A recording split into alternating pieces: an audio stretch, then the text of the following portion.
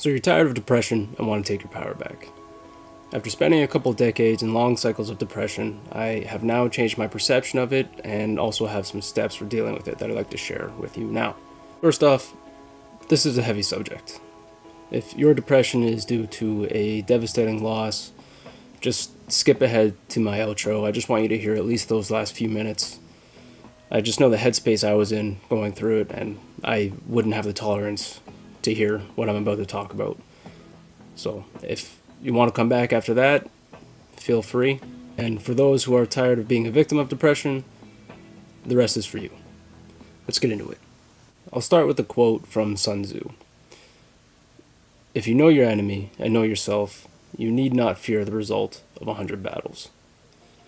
If you know yourself, but not the enemy, for every victory gained, you also suffer a defeat. If you know neither the enemy nor yourself, you will succumb in every battle. In order to conquer something, you need to understand both yourself and the enemy. But for now, we'll start with the enemy, which in this case is depression. So what is it? At the risk of pissing off some therapists out there, it's something I would describe as a energy that bears the weight of everything negative in your life.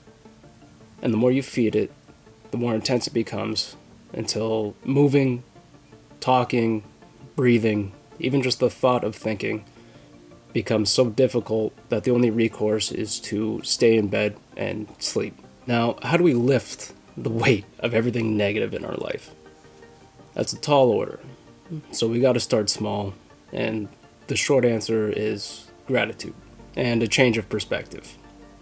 Now I see it as a sort of deadlift for the soul. The irony is, it's damn near impossible to feel gratitude for anything when you're deep in the pits of depression. So we'll start with old memories or pictures to at least plant the seed. But there is a caveat here, and depression will try to fight for power, and I'll explain that in just a minute. But first, gratitude. 15 years ago, I was feeling the max weight of depression. The only time I could move was when anger took over, and I was stuck in these long cycles of just being depressed or angry. A couple years into that, my little brother was born, and that was one of the most profound experiences of my life.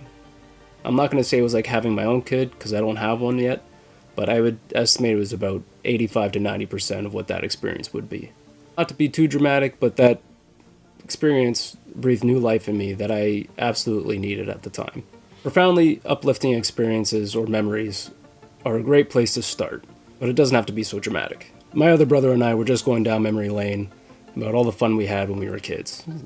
Playing Manhunt, going off secret forest jumps, Nerf wars, when he'd come home after his closing shift at KFC, bringing home buckets of KFC, walking drunk to the corner store for late night snacks. All great memories that I can use to at least plant that seed of gratitude. So whatever you got, use it. And once that seed's been planted, we gotta water it with perspective. This is going to be different for everyone, but my basic go-tos are a roof over my head, bed to sleep in, clothes on my back, food and water in abundance, and relative physical health.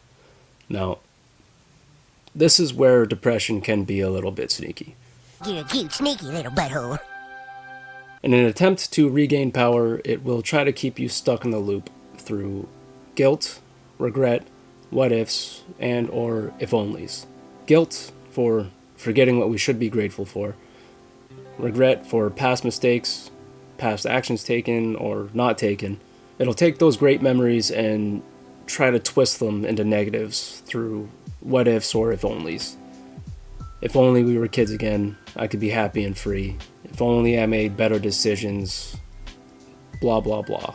But with some awareness, you can pull those weeds out before they grow. A reprogramming is also needed, and that'll be tough, because unfortunately the way of life we've all been indoctrinated to makes it much easier to be depressed than to be filled with gratitude. So it's up to you to choose what to be grateful for. Your mind is your garden, and not only do you water your own garden, you choose if the plants are poisonous. And one last thing before we move on to step 2 is, once you start down this path, be proud of yourself. Express gratitude toward yourself for taking the steps to improve your mental health. You gotta be self-encouraging in this game, because we all know the world tends not to be at times. So that's step one. Sparking gratitude and generating momentum through perspective. And now that we've gotten the weight of depression off the ground, we gotta do what we can to have fun so we can regain some clarity. So step number 2, do what you can to have some fun. It's time to recharge. For me, that starts with getting outside, going for a walk with some uplifting music, or setting fire to things. And now we set it on fire. I throw on some Kid Cudi or other uplifting music and go for a walk. Through a forest is max beneficial, but just get your ass outside. And by setting fire to things, I mean like wood and sticks in a fire pit. Responsible fire setting, not arson. Watching physical matter get turned into pure energy is just fascinating to me. Anyways, after a little bit of anarchy, I'm feeling rejuvenated enough to at least entertain having a laugh.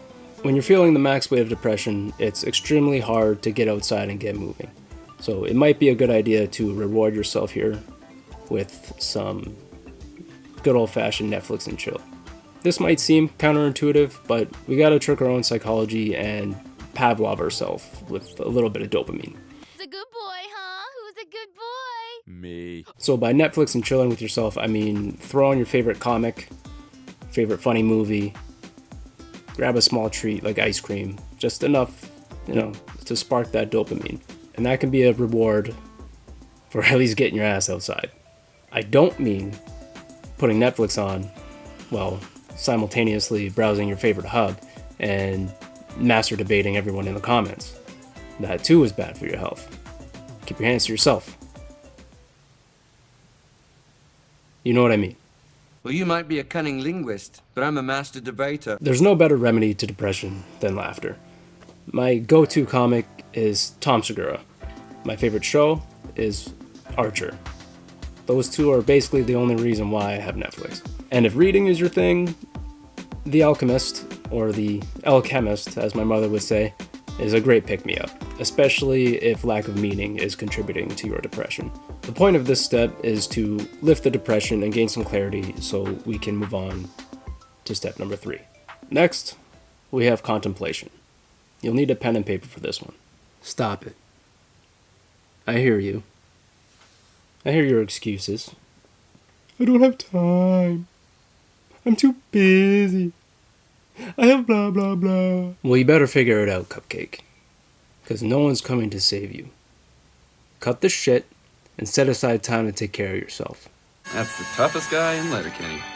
Seriously though, depression is a pit that a lot of people don't make it out of. So stop making excuses. Because realistically, the more time you spend in depression, the less time you spend towards working to making a life that will truly make you happy. Anyways, Grumpy ran over. Make the time. Back to it. Now that the fogginess of depression has lifted, we gotta think about what could be contributing to it. Too much social media, too much news coverage, a job that doesn't see your value, self-image, not where you want to be in life. Spend whatever amount of time you need writing down everything that you think needs to change, and one by one go down the list with possible solutions. Most of the time, you can kill multiple birds with one stone in that regard. You can replace the time spent on social media and news coverage with learning a new skill or gaining a new certificate that'll help you change careers and get you to where you want to be in life. Bam. 4 reasons contributing to your depression, eliminated or at least combated by one solution. Give yourself hope and direction by making a realistic plan. So step number 3 is using that clarity gained to make a list of everything that is feeding our depression. And once that's done, we can move on to the final step of this video. Starving it out. So in our war against depression, we've outmaneuvered it with laughter, we've employed a superior weapon against it in gratitude, and now it's time to cut the power. And we do that in a couple of ways. Firstly, you gotta execute the plan that you made. Everything that you deem needs to change, you need to enact your plan to changing it. Nothing's going to change if you don't take the steps. Working towards these goals gives you continuous hope for improvement, giving depression less room to work with. Taking action is absolutely critical. And then we can take the power out of the word and stop identifying with it. You are not depressed. You are feeling depressed. There is a stark difference between the two, and I can prove it with a little experiment. Alright. I'll try not to make this too weird. Just hear me out. Now, with your eyes closed, just focus on your stomach. Now say the word depression. Depression. Depression. Is it just me, or do you feel a sinking sensation going from basically the pit of your throat down to your stomach? Kind of like a roller coaster ride. Now keep your eyes closed and change the word. We're going to try this again. We're going to say it a few times. So keep them closed, and we're going to say the word depresso. Depresso. Depresso. For me, that's the opposite sensation. I can't say that without laughing. Hopefully you feel the difference there. Okay, open your eyes, weirdo. I'm talking here. Like it or not, words carry energy. What we say to ourselves does affect us. Saying the word depressos or I'm feeling depressos takes some power out of the word and gives some back to you. With some practice, you'll be able to separate yourself from the emotion and just begin to see it as a signal that something in your life needs to change. Every time we make it out of depression, it's another rep towards strengthening your soul. And with every rep, the weight becomes easier and easier to lift. And after winning my war with depression, I realized it's not my enemy. It's just there to tell me that something needs to change. And if you were like me, you only had two of those, depressed and angry. So if you want tips for dealing with anger, you can check out my 5 steps to conquering your anger video. On a serious note, if your depression is due to a devastating loss, you know better than anyone there is no quick fix to this. For well over a decade, leading up to the date or anniversary of her passing, I would just go numb. I would slam my fists into trees, mailboxes, concrete walls, just out of anger or just trying to feel something. And often I failed at that. So you process how you need to process. The only thing I want from you right now is to not feel guilty for trying to heal. When someone passes, we try to hold on to any memory that we have, and that pain, it's just unforgettable, isn't it? So letting go of that might seem like we're trying to forget them, but the reality is we're just trying to remember the good times we had. They love you, and they don't want to see you suffer. They can live through your good memories too, not just your pain. So take your time, but eventually show them that you can smile. Depression, like any emotion, is an energy that wants to thrive and stay alive. It will trick you into thinking you are it and it is you, or it'll use guilt and regret to grab a hold of you and drag you into the hell that's living inside. Just remember that if there's a hell in you, there's also a paradise. A place filled with clarity, with purpose, with peace and love.